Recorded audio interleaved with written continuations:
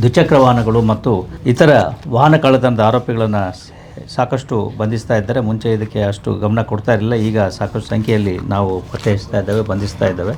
ಇದೇ ರೀತಿ ಒಟ್ಟು ಬಾಗಲಗುಂಟೆ, JP ನಗರ ಮತ್ತು ಕೋಣನಕುಂಟೆ ಪೊಲೀಸ್ ಠಾಣೆಯವರು ಒಟ್ಟು 8 ದ್ವಿಚಕ್ರ ವಾಹನಗಳನ್ನು ಮತ್ತು 4 ಟ್ರ್ಯಾಕ್ಟರ್ಗಳನ್ನು ಮತ್ತು 68 ಟೈರ್ಗಳನ್ನು ಅವರು ರಿಕವರಿ ಮಾಡಿದ್ದಾರೆ. ಒಟ್ಟು 7 ಆರೋಪಿಗಳನ್ನು ಬಂಧಿಸಿದ್ದಾರೆ ಮತ್ತು ಸುಮಾರು 24 ಲಕ್ಷದಷ್ಟು ಮೌಲ್ಯದ ಈ ವಾಹನಗಳನ್ನು ಪೊಲೀಸರು ಪತ್ತೆ ಹಚ್ಚಿದ್ದಾರೆ. ಒಟ್ಟು ಸುಮಾರು 30 ಪ್ರಕರಣಗಳು ಇದರಲ್ಲಿ ಪತ್ತೆ ಆಗಿರ್ತಕ್ಕಂಥದ್ದು ಈಗ ಕಂಡುಬಂದಿದೆ. ಇದು ಎಲ್ಲ ಕೂಡ ಒಳ್ಳೆಯ ಪ್ರಕರಣಗಳಾಗಿದ್ದು ಇವರೆಲ್ಲ ಸಾಮಾನ್ಯವಾಗಿ MOB ಆರೋಪಿಗಳೇ ಆಗಿದ್ದಾರೆ.